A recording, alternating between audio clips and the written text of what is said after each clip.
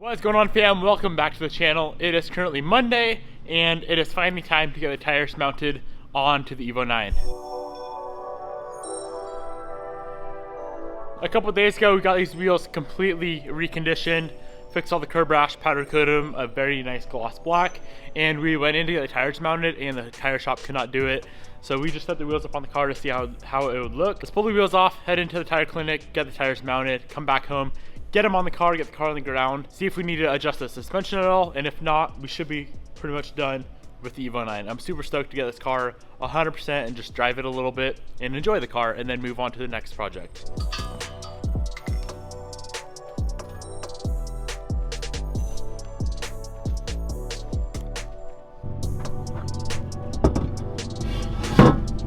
I just remembered we do need hardware for the center caps as well, so we just pulled up the Ace hardware. I'm gonna run in, try to find some really nice Allen heads. I think it was M5 by 0.8 thread pitch. So yeah, let's go grab those, and then as soon as the tire shop opens here in 10 minutes, we can head in and get these tires mounted.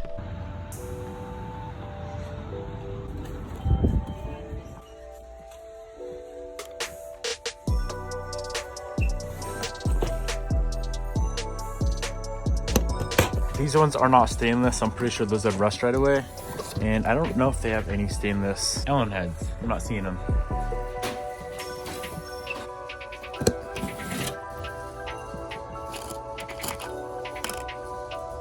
Perfect, literally perfect.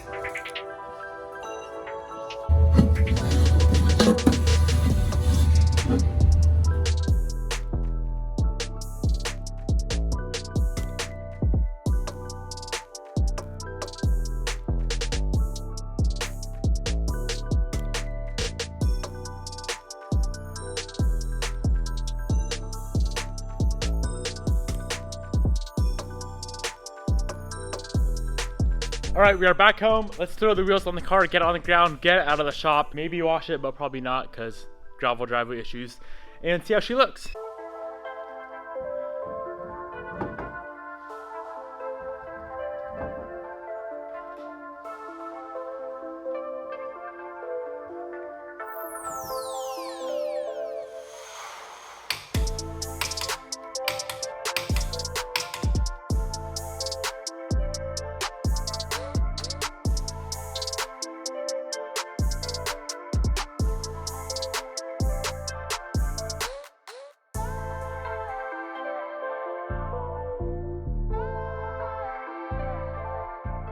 We got the wheels on. I'm very happy we went with black.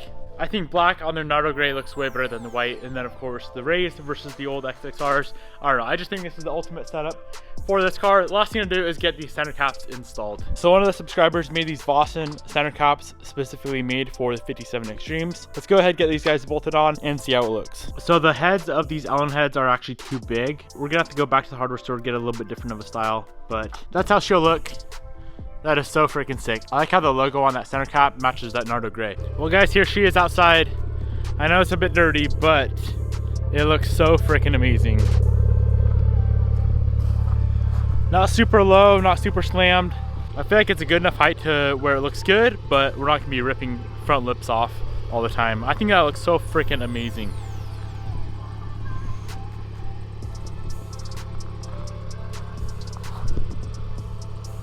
All right, boys, let's move on to the main point of today's video, which is diagnosing the Evo 8 issue. That thing has been burning so much oil and smoking so miserably bad within the last like week or 2 weeks since we got it up and running.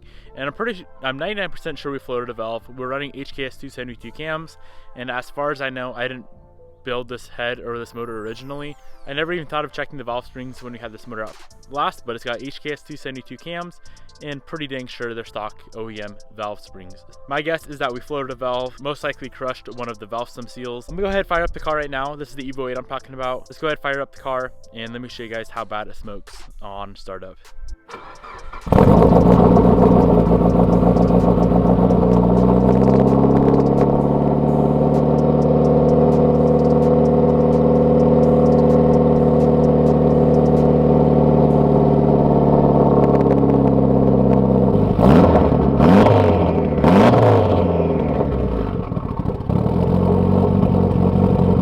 As you can see, it is insanely bad. It goes goes through so much oil right now. I'm honestly kind of nervous to let it even run. Thankfully, it's either, I know it's not a bottom end issue, so it's either turbo, which I highly doubt because we don't really push this turbo all that hard. It's built to handle a lot more, or it's the valve stem seals. It literally sounds like you're floating a valve every time we rev way out. So let's pull the car in the shop, pop the valve cover off, and see what we figure out.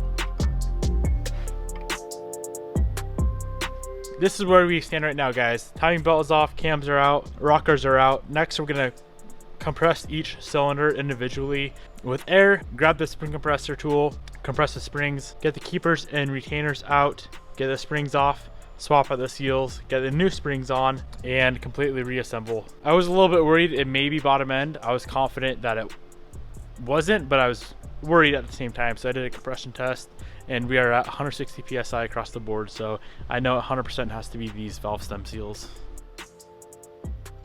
So we got our tool in place. From here, we can either put cylinder 1 or whatever cylinder we're working on at top dead center and hope it doesn't turn over. The piston to valve clearance should be tight enough to not let the valve drop down into the cylinder, or to be 100% sure, we can pressurize the cylinder. So as we're working on cylinder 1, I'll hook up the compression tester, pressurize it with 150 psi.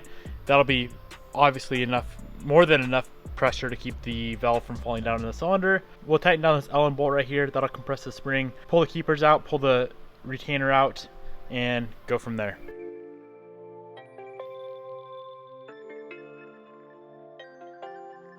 All right, guys, we ran into a very bad issue. We ordered up the BC 1100 springs, nothing too crazy, and the SuperTech valve stem seals. I got the OEM spring off and I went to go grab the retainer, put it on the new spring, and the inside diameter of the OEM spring is way smaller than the BC spring. Of course, that's not going to work like a floppy that is, and it's supposed to be that tight. I guess for now I'm going to throw the stock spring back on and the retainer, put the valve cover back on, and see if we can get a set of different springs and retainers overnighted, because this is not going to work.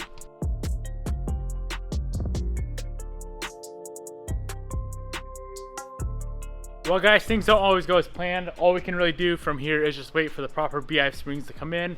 I did think about just throwing it together with the new seals and the OEM springs, but I know it's going to happen again, so I don't feel like redoing everything. I'd rather just overnight some new springs in. Do it right the first time, or don't do it at all. That's kind of the motto I'm trying to live by these days. So unfortunately, we can't do anything else on the Evo 8 today, but what we can do to relieve some stress is go jump in the Evo 10, go on a nice long cruise with the sunset, and enjoy these beautiful turbo noises.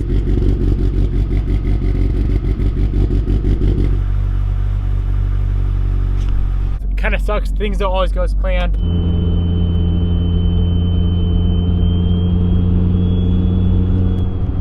I know some people, when I uploaded this video of the T51R mod on the Evo 10, some of the people were saying that it's a super annoying noise.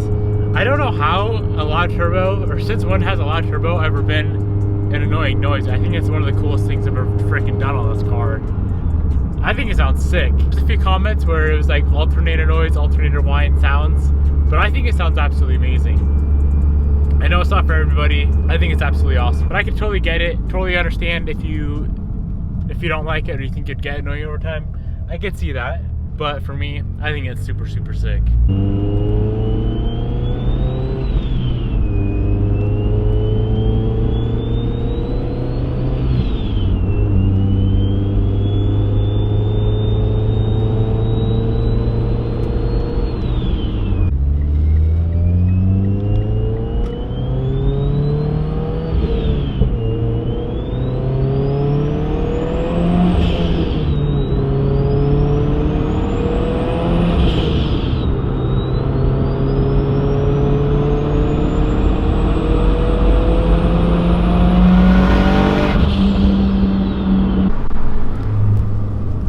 Alright guys, I'm gonna go ahead and wrap up today's video right here. I know we didn't get anything crazy accomplished, but we did get some wheels on the Evo 9, which is dope. We did enjoy ourselves in the Evo 10, which is dope. Evo 8 didn't go so well, but it is what it is. Thank you guys so much for watching today's video. I do have some really good news. The new project car has officially been purchased, so that should be hopefully revealed within the week. Thank you guys for watching. I'll see you in the next episode.